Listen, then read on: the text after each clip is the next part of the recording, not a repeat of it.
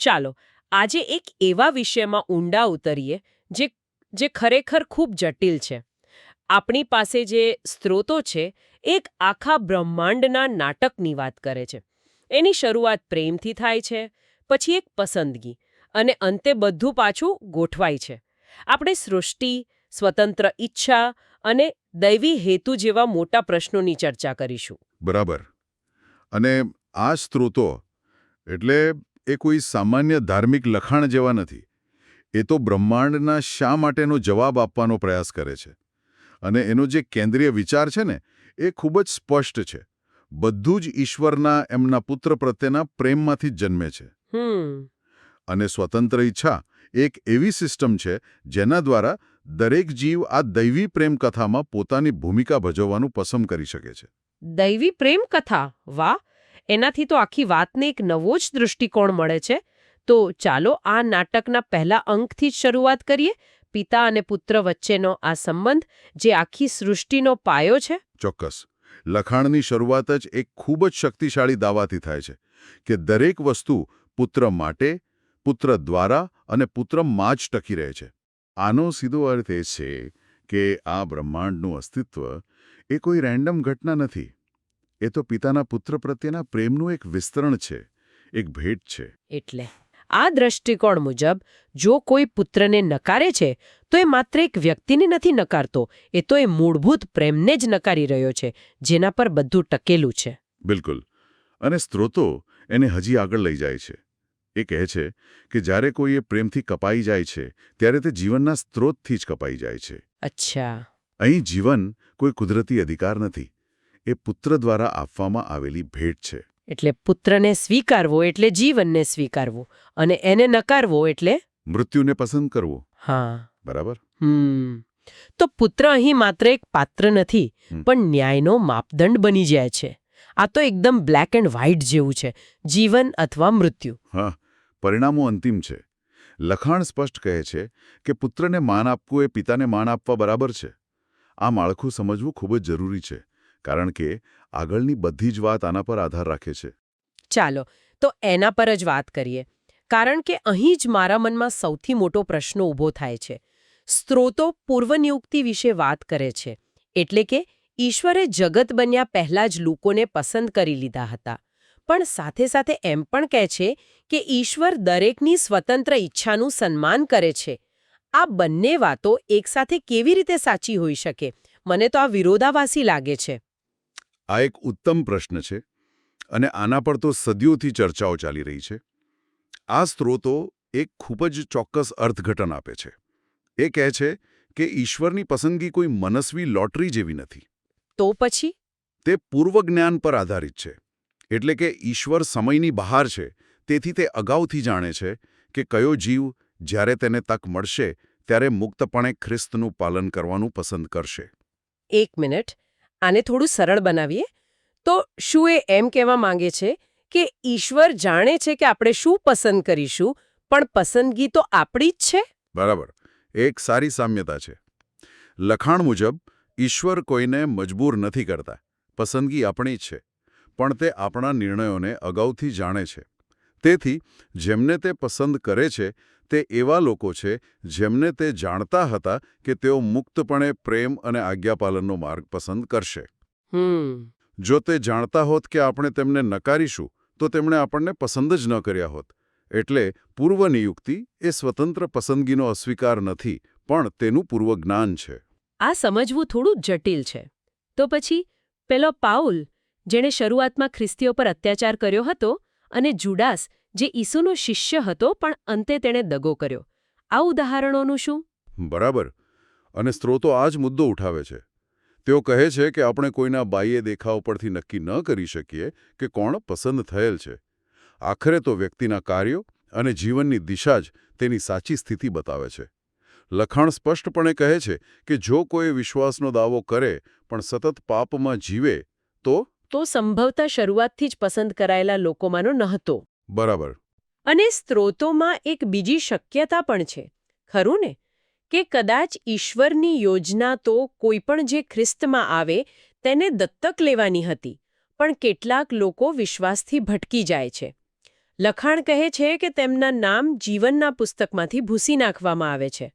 હા, પણ પછી લખાણ તરત જ એમાંથી એક તારણ કાઢે છે. તે કહે છે કે જેઓ ખરેખર ભટકી જાય છે તેઓ કદાચ શરૂઆતથી જ સાચા અર્થમાં પસંદ કરાયેલા ન હતા. આ દ્રઢતા પર એક ખૂબ જ વિશિષ્ટ ધર્મશાસ્ત્રીય સ્થિતિ છે. એ સૂચવે છે કે સાચી પસંદગી એ છે જે અંત સુધી ટકી રહે.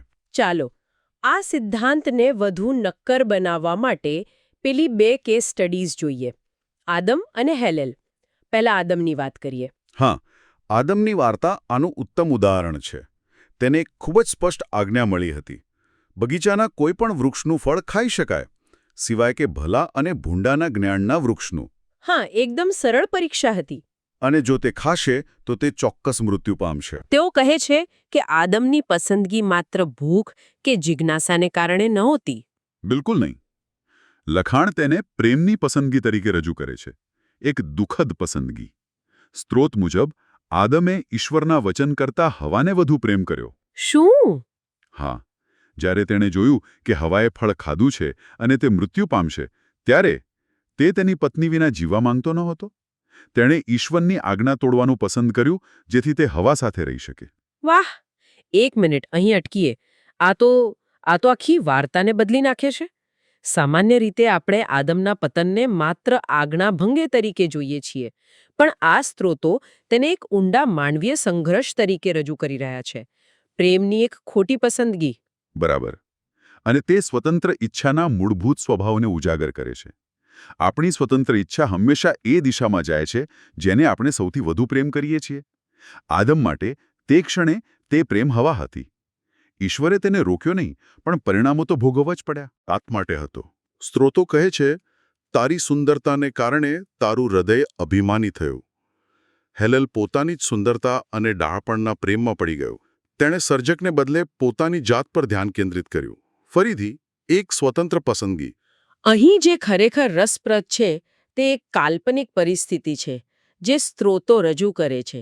તેઓ કહે છે કે જો આદમ અને હેલેલે આજ્ઞાપાલન પસંદ કર્યું હોત તો શું થાત?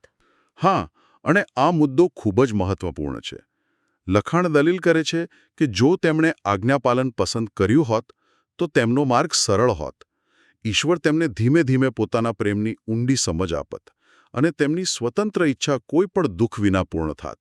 એટલે આજ્ઞાપાલન એ માત્ર સજાથી બચવાનો રસ્તો નહોતો, પણ આનંદનો સરળ માર્ગ હતો. બરાબર. પણ તેમણે પોતાની ઈચ્છા પસંદ કરી અને તેથી તેમણે કઠિન માર્ગ પસંદ કર્યો. તો આપણે જોયું કે પસંદગીઓ કેવી રીતે પ્રેમ દ્વારા સંચાલિત થાય છે અને તેના પરિણામો હોય છે. તો આ બધી પસંદગીઓનું અંતિમ પરિણામ શું આવે છે? પરિણામો ખૂબ જ સ્પષ્ટ છે. સ્ત્રોતો કહે છે, જેની પાસે છે તેને વધુ આપવામાં આવશે, પરંતુ જેની પાસે નથી તેની પાસેથી જે કાંઈ છે તે પણ લઈ લેવામાં આવશે. એટલે કે જેઓ ઈશ્વરને પસંદ કરે છે તેમની સમજ વધુ ઊંડી બને છે. હા, અને તેમની પસંદગી વધુ મજબૂત થાય છે. અને જેઓ અવગણા પસંદ કરે છે તેમનું શું? તેમના માટે પરિણામ ગંભીર છે. અને અહીં લખાણ ન્યાયની આવશ્યકતા પર ખૂબ જ ભાર મૂકે છે. તે માત્ર સજા વિશે નથી, પણ બ્રહ્માંડીય વ્યવસ્થા વિશે છે. એ કેવી રીતે? લખાણ કહે છે કે કલ્પના કરો કે જો કોઈ દુષ્કર્મીને, જે પોતાના પાડોશીને કચડે છે, તેને હંમેશ માટે જીવવા દેવામાં આવે તો શું થાય? તો પીડિતને પણ હંમેશ માટે પીડાવવું પડશે. બરાબર. સમય અને અવકાશ શક્તિશાળીના શાસન હેઠળ એક અરાજક અને અનંત નરક બની જશે.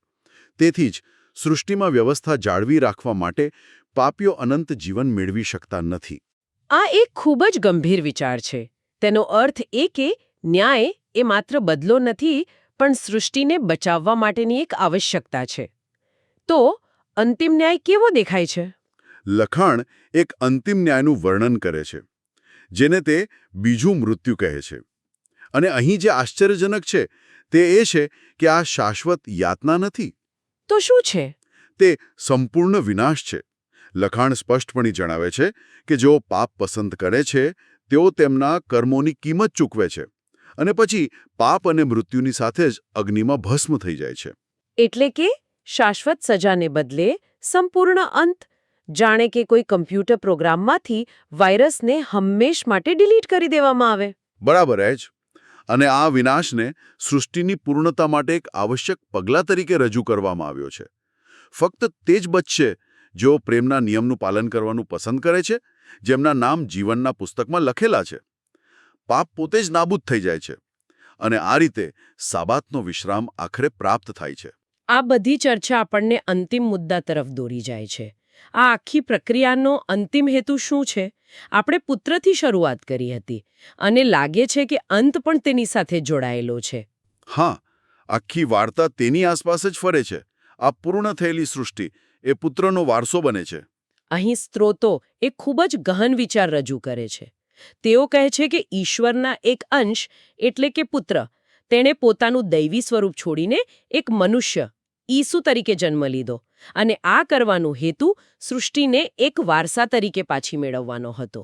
એટલે કે એક સર્જકમાંથી એક જીવ બનીને તે જ સૃષ્ટિનો વારસદાર બને છે જે તેણે બનાવી હતી. આ તો ખૂબ જ કાવ્યાત્મક વિચાર છે. બરાબર. વધસ્તંભ દ્વારા સૃષ્ટિને પાપથી શુદ્ધ કર્યા પછી તે પ્રેમના નિયમથી તેના પર શાસન કરે છે. અને જ્યારે બધા દુશ્મનો મૃત્યુ સહિત નાશ પામે છે ત્યારે સૃષ્ટિ પૂર્ણ બને છે. અને પછી અંતિમ ક્રિયામાં બધું જ્યાંથી શરૂ થયું હતું ત્યાં પાછું ફરે છે. બિલકુલ. અંતિમ ચરણમાં પુત્ર આ પૂર્ણ થયેલી સૃષ્ટિને પિતાને ભેટ તરીકે પાછી સોંપે છે, જેથી ઈશ્વર સર્વમાં સર્વ બની શકે. આ એક સંપૂર્ણ ચક્રાકાર વૈશ્વિક ગાથા છે જે પિતાના પ્રેમથી શરૂ થાય છે અને તે જ પ્રેમમાં પૂર્ણતા સાથે પાછી ફરે છે. તો આપણે એક લાંબી સફર કરી. આપણે જોયું કે કેવી રીતે પુત્ર પ્રત્યેના પ્રેમ પર આધારિત સૃષ્ટિની રચના થઈ, પછી સ્વતંત્ર ઈચ્છાએ મુખ્ય ભૂમિકા ભજવી, એના સારા ખરાબ પરિણામો આવ્યા અને છેવટે ન્યાય અને વારસા દ્વારા સૃષ્ટિ તેની પૂર્ણતા સુધી પહોંચી. અને આ બધાની પાછળનો જે કેન્દ્રીય વિચાર છે તે એ છે કે સાચી સ્વતંત્ર ઈચ્છા એ સજાના ડરથી નહીં પણ માત્ર પ્રેમ દ્વારા જ પૂર્ણ થઈ શકે છે. સજા કદાચ ખરાબ વર્તનને રોકી શકે, પણ તે હૃદયને બદલી શકતી નથી. આ દ્રષ્ટિકોણથી આખું બ્રહ્માંડીય નાટક એ જીવોને સર્જકના પ્રેમ સાથે સંરેખિત થવા માટે એક મુક્ત બિનદબાણયુક્ત પસંદગી સુધી લાવવાની એક લાંબી પ્રક્રિયા છે, જે આપણને મનન કરવા માટે એક અંતિમ વિચાર સાથે છોડી જાય છે. આ સ્ત્રોતો સૂચવે છે કે ઈશ્વર અગાઉથી જાણતા હતા કે કોણ પ્રેમ અને આજ્ઞાપાલનનો માર્ગ પસંદ કરશે. જો દરેક સ્વતંત્ર પસંદગીનું પરિણામ પહેલેથી જ જાણીતું હોય તો તે પસંદગી ખરેખર કયા અર્થમાં સ્વતંત્ર છે? દૈવી પૂર્વજ્ઞાન અને સાચી માનવીય સ્વતંત્રતા વચ્ચેનો આ તણાવ એ એક એવો પ્રશ્ન છે જેના પર વિચાર કરવા જેવો છે.